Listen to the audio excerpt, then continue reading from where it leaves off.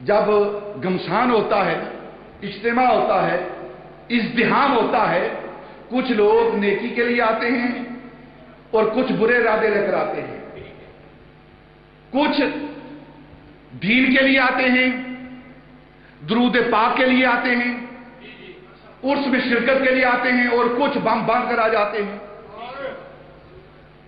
یہ شروع سے طریقہ رہا ہے۔ تو اس 12,000 کے لشکر میں کچھ لوگ اس نیت سے شامل ہوئے کہ جب بھی موقع ملے گا نا تو اسلام کی یہ شمع جو جل رہی ہے، جو بانی اسلام ہے، اس چراغ کو موقع پاتے ہی گل کر دیں گے، موقع پاتے ہی اس چراغ کو، اس شمع کو گل کر دیں گے، نبی پاک صلی اللہ علیہ وسلم کو قتل کر دیں گے معاذ اللہ۔ ان لوگوں میں سے ایک شیبہ بن عثمان ہے، شیبہ بن عثمان، وہ کہتا ہے، خود کہتا ہے کہ میں اس نیت سے لشکر میں داخل ہوا کہ جب بھی مجھے موقع ملے گا اپنے باپ اور چچا کا بدلہ لینے کے لیے بانی اسلام کو، محمد عربی کو اپنی تلوار سے قتل کروں گا۔ وہ کہتا ہے کہ گمسان کی لڑائی ہو رہی ہے تو مجھے موقع مل گیا، میں آپ نبی پاک صلی اللہ علیہ وسلم کے قریب پہنچ گیا، ننگی تلوار میں نے کی، میان سے تلوار نکالی اور آپ کے بالکل قریب چلا گیا۔ دائیں طرف میں گیا تو کیا دیکھتا ہوں کہ حضرت عباس رضی اللہ تعالیٰ عنہ حضور کی چچا، ان کو دیکھتا ہوں کہ وہ حضور کا پہرا دے رہے ہیں۔ وہ کہنے لگا، شیبہ بن عثمان کہنے لگا کہ میں نے دیکھ کر بھانپ لیا کہ یہ عباس اپنے اس بھتیجے کو اکیلا نہیں چھوڑے گا۔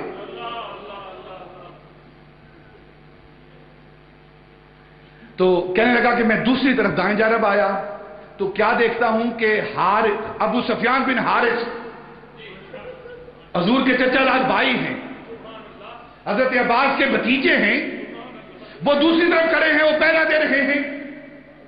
میں نے دیکھا کہ اتنا پھردیلا ہے، اتنا یہ حفاظت کرنے والا ہے، کبھی بھی مجھے قریب نہیں آنے دے گا، قبل اس سے کہ میری تلوار نبی پاک کی طرف بڑھے اس کی تلوار میری گردن کاٹ دے گی۔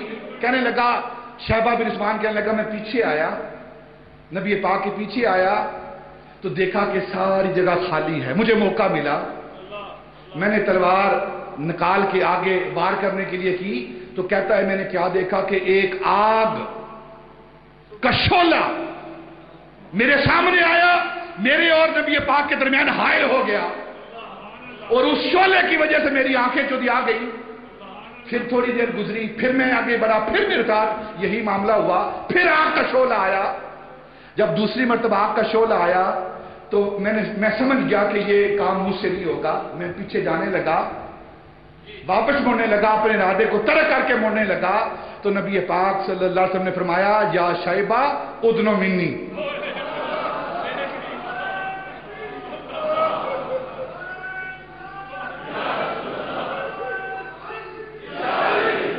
یا شیبہ ادنو منی، شیبہ مجھے چھوڑ کر کہاں جاتا ہے، میرے قریب آ جا۔ وہ کہتا ہے جب میں نے یہ بات سنی نا کہ مجھے حضور نے کہا کہ میرے قریب آ جا، کہتا ہے میں آگے بڑھا، نبی پاک نے مجھے قریب کر کے میرے سینے پہ ہاتھ پھیرا اور فرمایا، اللہ اس کے سینے سے شیطان کو نکال دے۔ تو کہنے لگا، اس سے پہلے جتنا بغض تھا نبی پاک کے بارے میں، اب اس سینے کے اندر بغض نہیں ہے، نبی پاک کے لیے محبت ہی محبت ہے۔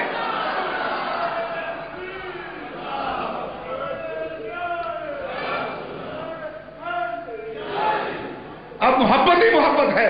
اور فرماتے ہیں حضرت شیبہ بن عثمان کہ جب جنگ ختم ہوئی تو نبی پاک صلی اللہ علیہ وسلم دوسرے دن آپ نے مجھے بلایا اور بلا کر کہنے لگے، جو تو ارادہ رکھتا تھا نا، اس سے خیر کا ارادہ اللہ رب العزت نے رکھا ہوا ہے تیرے بارے میں، تو ارادہ کر چکا تھا جہنم میں جانے کا اور اللہ رب العزت ارادہ کر چکا تھا تجھے جنت میں بھیجنے کا۔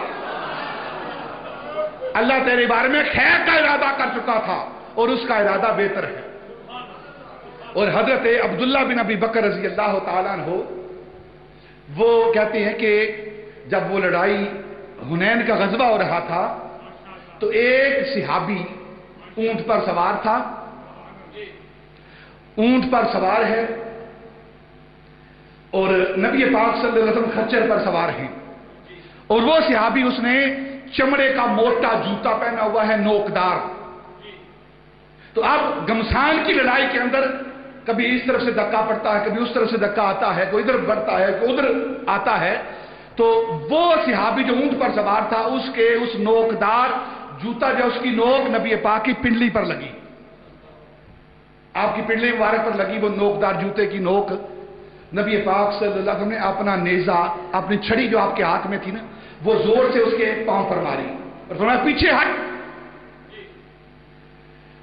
وہ صحابی کہتا ہے کہ میں پیچھے ہٹ گیا، جنگ ختم ہوئی. دوسرے دن نبی پاک نے حکم فرمایا کہ وہ لشکر میں شامل وہ صحابی، وہ شخص جس کے جوتے کی نوک میری پنڈلی پر لگی تھی، اس کو تلاش کر کے میرے پاس لایا جائے.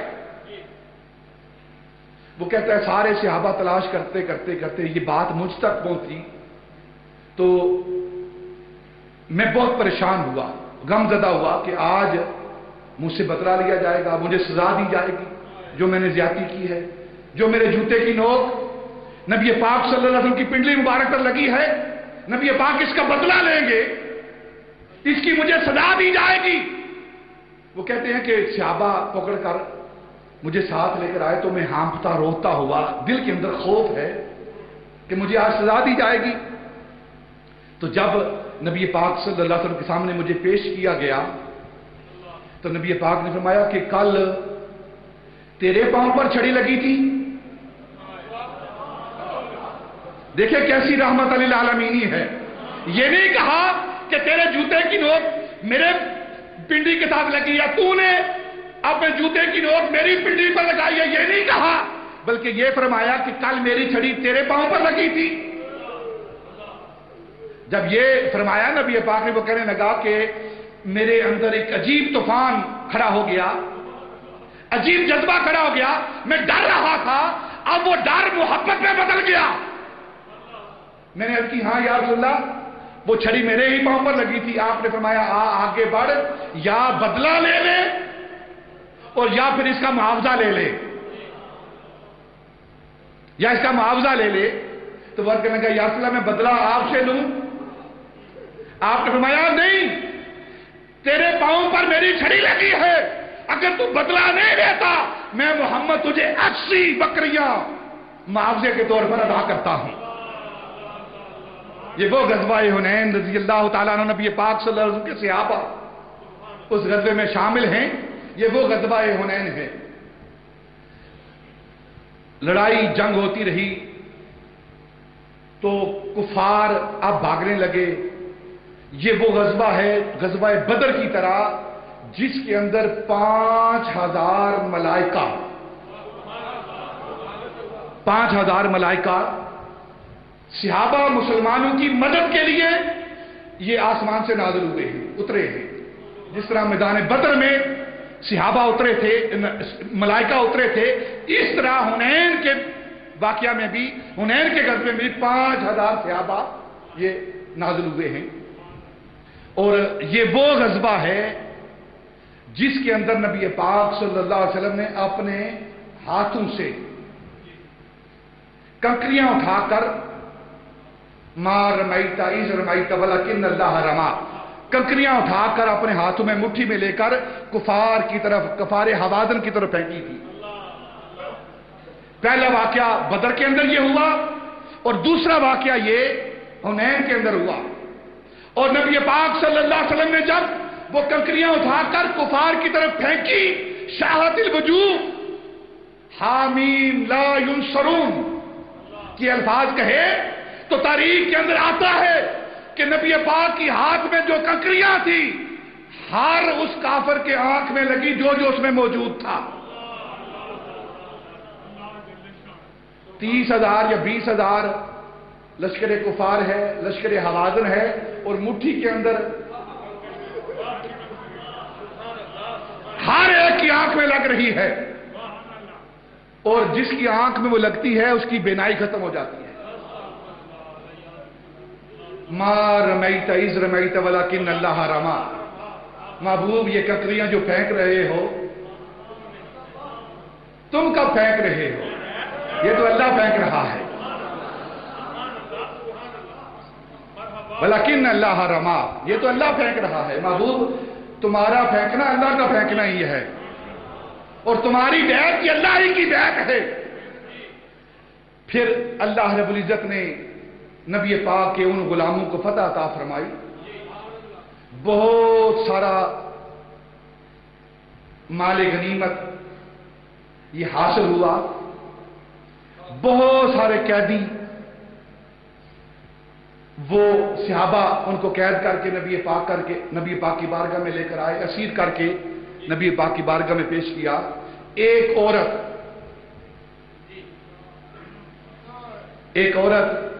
जब सहाबा ने सुना ना ये दावा कर रही है नबी पाक के बहन होने का, तो नबी पाक की बारगाह में सहाबा उस औरत को लेकर आए।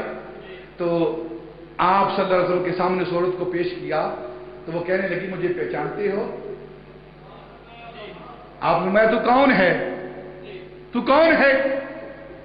कहने लगी मैं आपकी दाई अलीमा उसकी बेटी शीमा हूं, और बचपन के अंदर जब आप हमारे घर के अंदर आए थे मैं अपनी गोद में बैठाकर आपको लोरियां दिया करती थी। जब नबी पाक ने ये जुमले सुने उठकर खड़े हो गए, आपने अपनी कंबली उतार कर उसके नीचे बिठाई और फरमाया मेरी बहन शीमा आ तू मोहम्मद की कंबली पर ऊपर बैठ, और मोहम्मद तेरे सामने दुदानु होकर बैठा है। वो हजरत शीमा रजी अल्लाह तआला अन्हा, नबी पाक ने पूछा तुम भी कैद हुई हो? उसने कहा हाँ मैं भी कैद हुई हूं। आपने पूछा बता क्या चाहती है, हमारे साथ रहना चाहती है या अपने वतन वापस जाना चाहती है? तो शीमा कहने लगी सबसे पहले आप मुझे कलमा पढ़वाइए, कलमा पढ़वा कर उसके बाद मुझे इजाजत दीजिए, मैं अपने वतन में अपने गांव में रहना चाहती हूं, अपने घर में रहना चाहती हूं। नबी पाक ने कलमा पढ़वाया और उसको बहुत सारे इनामात दिए, बहुत सारा माल दिया, 7 गुलाम भेजे जो कैद हुए थे उनको साथ भेजा कि ये आज से तेरे लिए हैं, तेरी खिदमत करेंगे। लोंडियां भेजी, माल दिया, बकरियां दी, माल गनीमत में से हिस्सा दिया, और पूछा बहन कुछ और भी चाहती है? तो कहने लगी आप अल्लाह के नबी हैं, रसूल हैं, सखी हैं, साइल को खाली नहीं बेचते, मेरे सीने के अंदर अपने खानदान की मोहब्बत है, मैं आपसे एक और सवाल करती हूं। आपने पूछा बता क्या सवाल है, क्या मांगती है? कहने लगी कि मेरे खानदान के जितने अफराद हैं मेरे साथ उन्हें भी फारग किया जाए, उन्हें भी रिहा किया जाए। नबी पाक ने फरमाया सहाबा मैं अपनी बहन शीमा की बात नहीं टाल सकता, जितने भी इसके खानदान के अफराद आज असीर हुए हैं, कैदी हुए हैं, उन सबको रिहा किया जाए और इसके साथ भेजा जाए।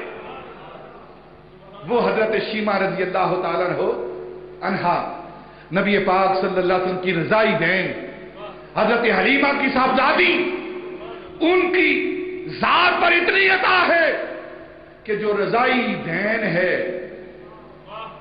जो रजाई बहन है, थोड़ा अरसा जिसके साथ दूध की शराकत की है उसको तो जन्नती कर दिया, वो तो जन्नती हो गई।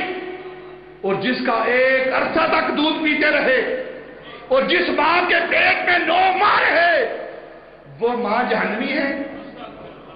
लानत है तेरे अकीदे पर।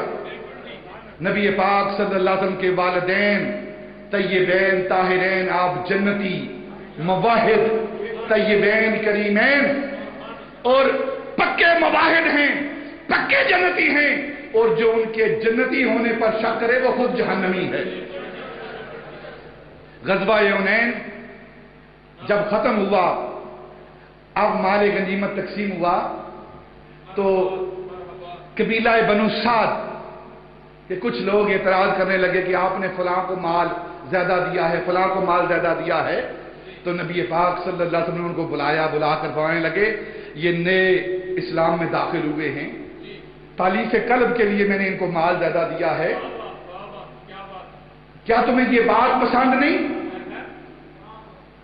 कि कल क़यामत के रोज जब हम सब मिलकर अल्लाह की बारगाह में जाएं तो जिन लोगों को मैंने माल दिया है ये अपनी बकरियों के साथ अपने माल के साथ जाएंगे, और तुम जिन्हें मैंने माल कम दिया है तुम मेरे साथ अल्लाह की बारगाह में जाओगे।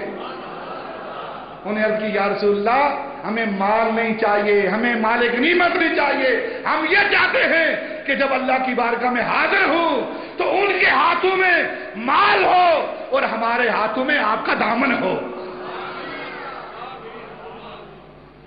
वो सहाबा रिज़वानुल्लाह ताला अलैहिम अजमाइन जिन्होंने हर वक्त नबी पाक सल्लल्लाहु अलैहि वसल्लम की मायत को पसंद किया है और अपना सब कुछ नबी पाक की ज़ात पर कुर्बान किया है, वो ग़ज़वा-ए हुनैन में शामिल हुए। और इस ग़ज़वा-ए हुनैन का जिक्र अल्लाह रब्बुल इज़्ज़त ने कुरान पाक में इरशाद फरमाया है, लक़द नसरकुमुल्लाहु फ़ी मवातिन कसीरतिन व यौम हुनैनिन। अल्लाह रब्बुल इज़्ज़त ने जिस तरह दूसरे मैदान जंग में तुम्हें नुसरत दी है, फतह दी है, तुम्हारी मदद की है, इसी तरह हुनैन के मुकाम पर भी, हुनैन के ग़ज़वे के में भी अल्लाह रब्बुल इज़्ज़त ने तुम्हारी मदद की है और तुम्हें फतह अता फरमाई है। ग़ज़वा-ए हुनैन पर चंद बातें अर्ज़ की हैं, सहाबा की जान नसारियां अर्ज़ की हैं। अल्लाह रब्बुल इज़्ज़त इन जान नसार सहाबा का सदका हमारी बख्शिश फरमाए। बमा अलैना